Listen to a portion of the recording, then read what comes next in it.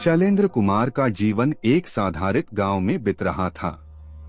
उसकी आत्मा में एक अजीब सी बेचैनी बसी रहती थी, जो उसे रात के समय अपनी सबसे गहरी और अंधेरे कोने में ले जाती थी।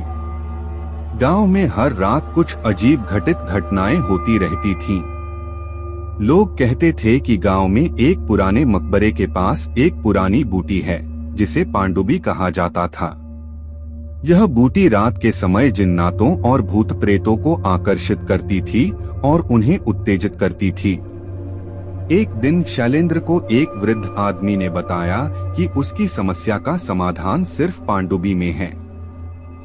उसने कहा, तुम्हें रात के समय पांडुबी की ओर जाना होगा और वहां अपनी मांगों को पूरा करने के लिए पूजा करनी होगी। शैलेंद्र ने वह जगह ढूंढने का निर्णय किया और रात के समय वह अकेला पांडुबी की ओर बढ़ा। चंदनी रात के तेज रोशनी में उसने देखा कि पांडुबी एक पुरानी और डरावनी मकबरे के पास थी। शैलेंद्र ने वहां जाकर एक चिरपिंग आवाज सुनी, जैसे कोई भूत रो रहा हो। पास के पेड़ों की छाया में शैलेंद्र ने देखा कि एक छोटा सा सन्यासी वहां बैठा हुआ था। उसने शैलेंद्र को देखते ही हंसते हुए कहा, तुम यहाँ क्या कर रहे हो बेटा? शैलेंद्र ने अपनी कथा बताई और कहा, मुझे रात के दर्दनाक सपने आते हैं और मैंने सुना है कि यहाँ की पांडुबी मेरी समस्या का हल हो सकती है।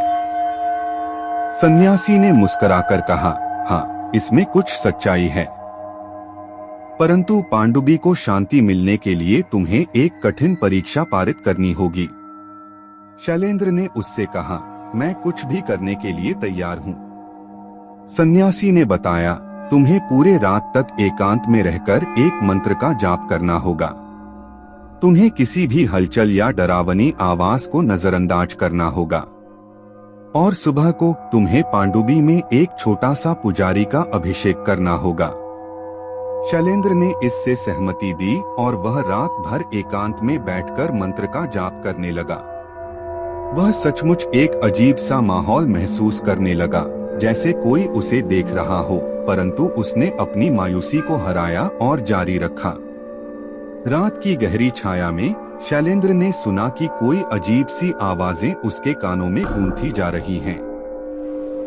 वह डर के मारे चिढ़ उठा, परंतु उसने मंत्र का जाप जारी रखा। धीरे धीरे उसने अपनी डर को परास्त करते हुए रात की गहराइयों में आगे बढ़ा। एक अजीब सा प्रकाश उसकी आंखों में बिखर गया और उसने देखा कि पांडुबी के आसपास एक अद्भुत सुंदर सा आलोक छाया हुआ है। उस आलोक में शैलेंद्र ने एक भूतपूर्व पुरुष को देखा, जो उसे हंसते हुए संबोधित कर रहा था। भूतपूर्व पुरुष ने कहा, तुमने बहुत बड़ी साहस और विश्वासघात की मास्टरी दिखाई है शैलेंद्र। अब तुम्हें बस एक आखिरी परीक्षा पास करनी है। शैलेंद्र ने कहा, मैं कुछ भी करने के लिए तैयार हूँ। भूतपूर्व पुरुष ने कहा, तुम्हें पांडुबी के पास जाकर एक छोटे से पुजारी का अभिषेक करना है। इससे तुम्हारी मुक्ति होगी और तुम इस संसार से गुलजार हो जाओगे। शैलेंद्र ने उसकी बातों को सुनकर अच्छे भाव से स्वीकार किया और वह पांडुबी के पास बढ़ा। वहां उसने एक छोटे से पुजारी का अभिषेक किया और उसी क्षण पांडुबी से एक अजीब सी ऊंची आवाज सुनाई दी, धन्यवाद शैलेंद्र, तुम्हारी कठिनाइयों का समाप्त हो गया है। भूतपूर्व पुरुष की आवाज बोली। शैलेंद्र ने आंसू से भरी आंखों से कहा, धन्यवाद, अब मैं शांति से जी सकता हूँ। उसके बाद भूतपूर्व पुरुष ने अचानक एक उज्जवल प्रकाश में विलीन हो जाया और वहां से गायब हो गया।